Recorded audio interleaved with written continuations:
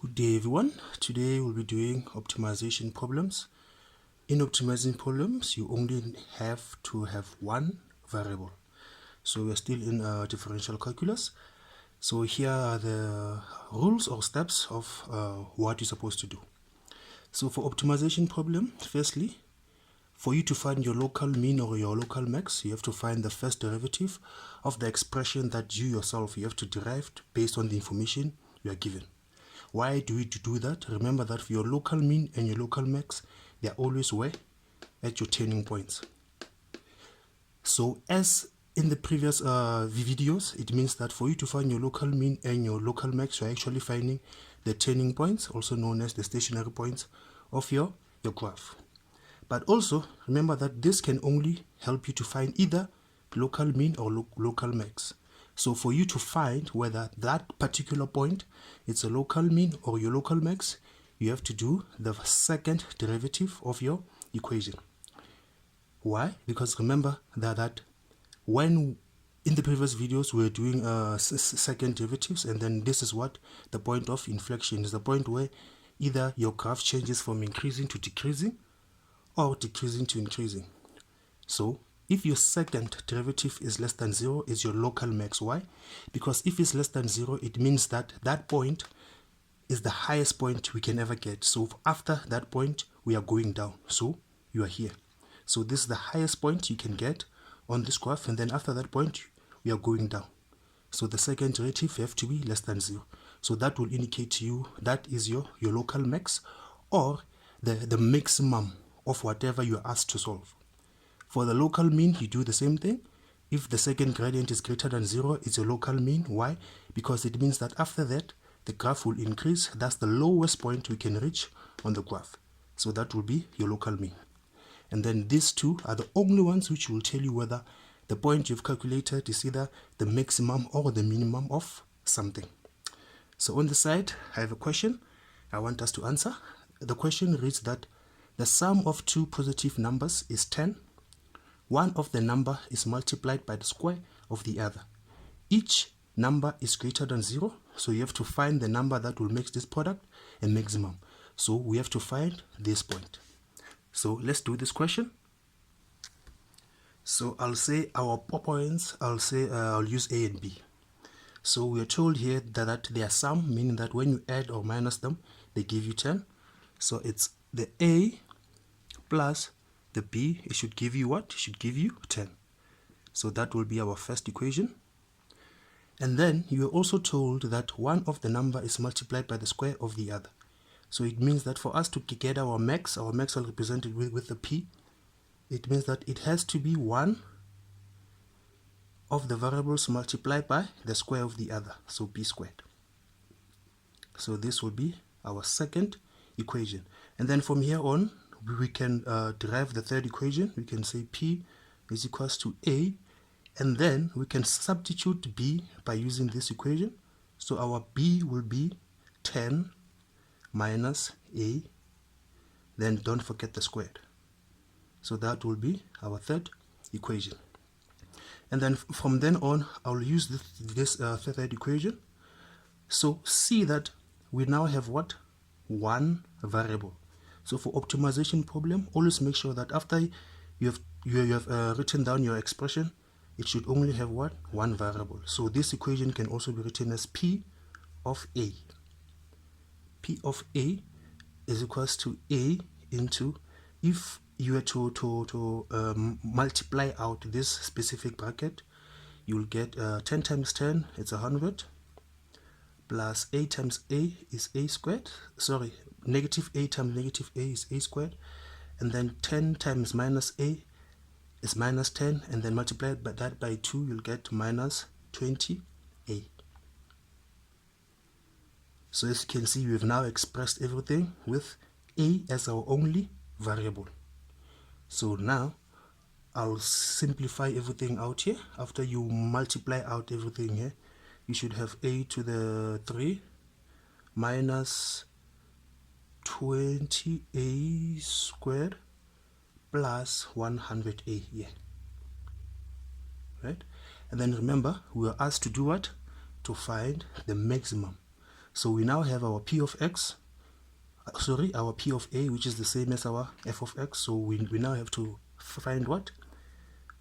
The first derivative of what? The p of x, and then we have to equate it to 0, which will give us, if we derive this thing using the rules of differentiation, here we'll have 3a squared minus 40a plus 100. So this will be your expression for the first derivative.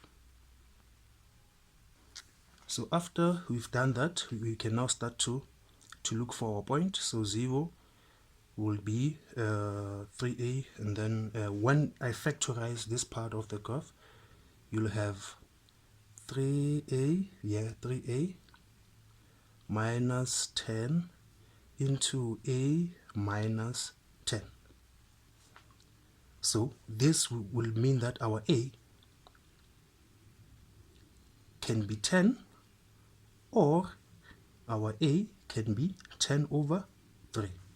But then remember, we're looking for what? The maximum. So it means that one of this a is actually for the minimum, and then we have to find which one of that a is the one where it gives us the maximum. So thereon, we have to find our b now. For our b, I'll use equation 1. Equation 1, we said that a plus b has to give us what? 10. So it means that our b will be, if I use the 10 for a, it means that our b will be 10 minus 10, which is what? Is 0. But then remember, our b cannot be equals to 0. Why? We were told here that each of the number is greater than 0. So it means that this point of a is not the one that will give us our maximum. So then we continue. Let me draw a line here so that it becomes clear. So then from here on, we come here, and then now we test the other point of a. So for the other point of a, it will be that b is equals to 10 minus the other point of a is 10 over 3. This will give you that your b is actually 20 over 3. So you use this number. Why? Because 20 over 3 is greater than 0, and you are told that b or any of the variables here is not 0. So it means that our point is b, which is 20 over 3, and then the a of that point is actually 10 over 3. But remember, we are not done. We have to now prove using the second derivative whether is it actually the local max or the local mean, because the first derivative can only show you the direction towards either the max or mean, but then to find whether it's the max or mean, you have to find the what? The second derivative. So we have to prove this. So then the second derivative of our p of a will be what? The second derivative of the p of a, you have to get 6a minus 40, right? And then if you substitute p at our a is what? Is 10 over 3. What do you get? You get 6 into 10 over 3 minus 40, right? And then the answer you'll get here is what? Is minus 20. So you have actually proved that the second derivative of p of a is less than 0. So therefore, the point that will give us the maximum for this is when a is 10 over 3 and b is 20 over 3. So that's how you'll answer this question. Let's do another one.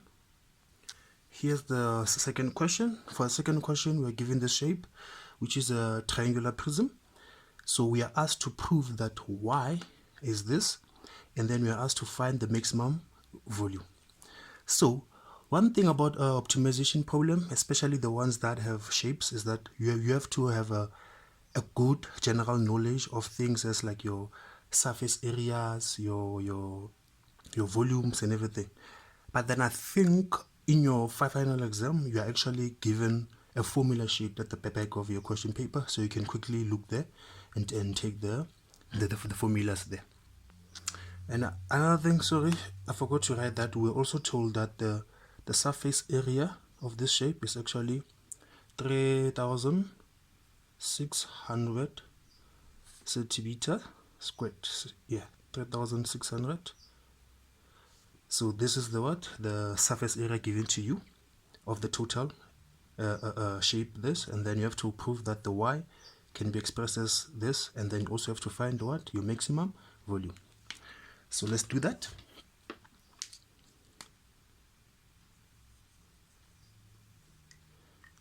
Remember that the formula for the surface area of a triangular prism, it's actually the breadth times the height plus the breadth, the first one, plus the breadth, which is B2, plus the third one, B3, all multiplied by the length.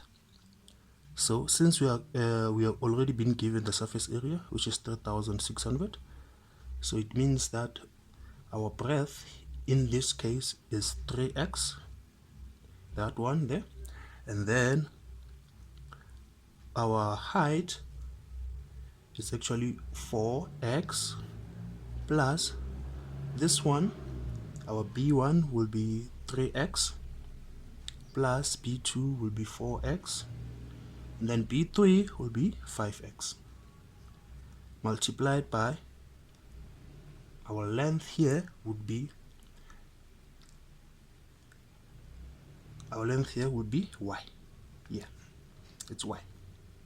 So from here on, you have to use this thing to find an expression for y and then prove that y is equals to that. So if we have to take this thing here and then we make y substitute to formula, when we simplify it, you'll get 3,600 is equals to 12x squared, yeah, plus, in the bracket you'll be left with 12x times the y. Therefore, if you had to make y the subject of the formula, your y will be 3,600 minus 12x squared, all of them divided by 12x. And then if you further simplify this, you'll see that you'll have 300 over x minus x, and then if you put everything under the same base, it will give you 300 minus x squared all over x. Here it is. So we've proved that y can be expressed as this. So now let us clean the board and then we find the maximum volume. Remember that volume is what is the area of your base multiplied by the height, right?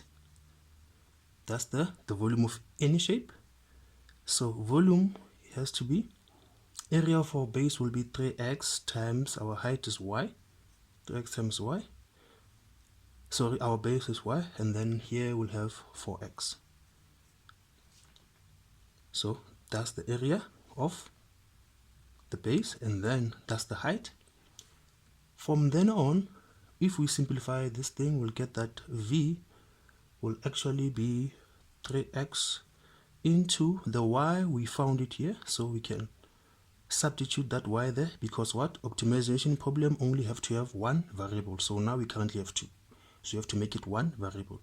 So here will be 300 minus x squared all over x multiplied by 4x. So since now we have everything in the same variable, which is x, it means that we can now call this v of x. So the v of x and it will be that, and then if you multiply everything out here and you simplify it, you should get 3,600 x minus 12x to the 3. Yes. So now we do the very same thing we did there. For us to find the local mean or local max, we take the first derivative, we equate it to 0.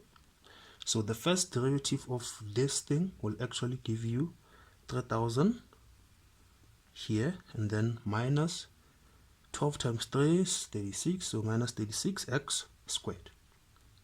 And then from then on, if you divide everything by 36, you'll be left with 100 minus x squared. And then if you factorize this, it's minus x plus 10 into x plus 10. So your x is what?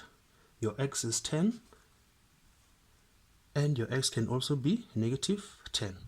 But then remember that x is what? Is the length, the dimension of one of the sides, right?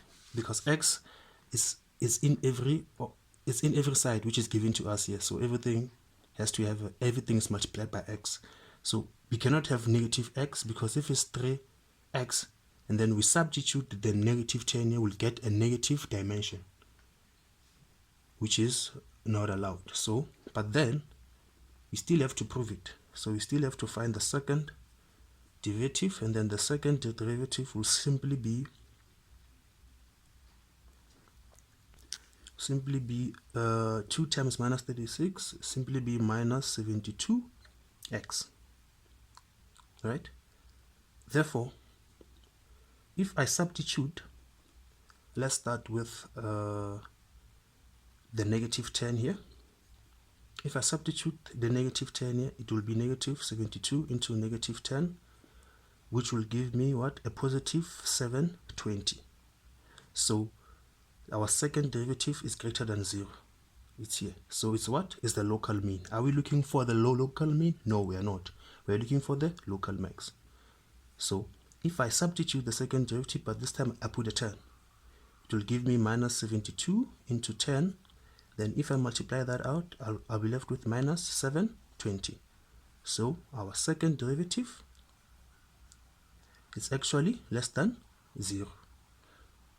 So it means that this will be our what? Our max. So x has to be what? X has to be 10 centimeters for us to get our max.